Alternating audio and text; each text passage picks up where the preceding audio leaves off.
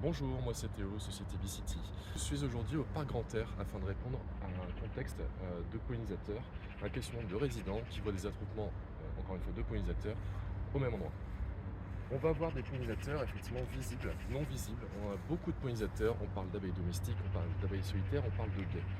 Ces insectes ont la particularité de se regrouper, de faire des attroupements.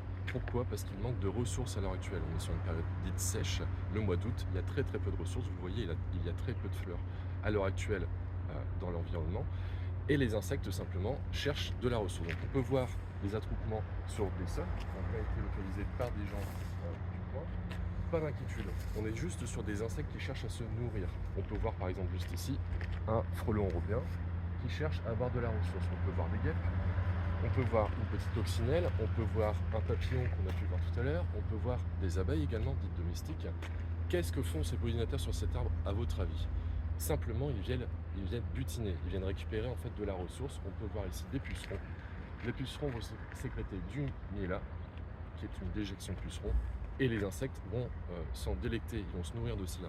Ils ont besoin juste de ressources à l'heure actuelle. B-City, c'est quoi? B-City, c'est une entreprise qui historiquement installe des ruches, donc comme je le disais, mais surtout on cherche à végétaliser des sites. On se retrouve ici sur le parc du Grand Air et on peut voir que la végétation est très bien entretenue. Alors paradoxe, on va parler en fait de gestion différenciée. La gestion différenciée a pour objectif d'amener de la ressource aux pollinisateurs. Certaines abeilles, par exemple, vont se nicher dans le sol pour pouvoir se reproduire. On va avoir une ribambelle d'insectes qui vont pouvoir profiter de ce superbe entretien, de cette gestion différenciée, qui a pour bénéfice, en plus, nous, visuellement, ça nous rapporte des fleurs.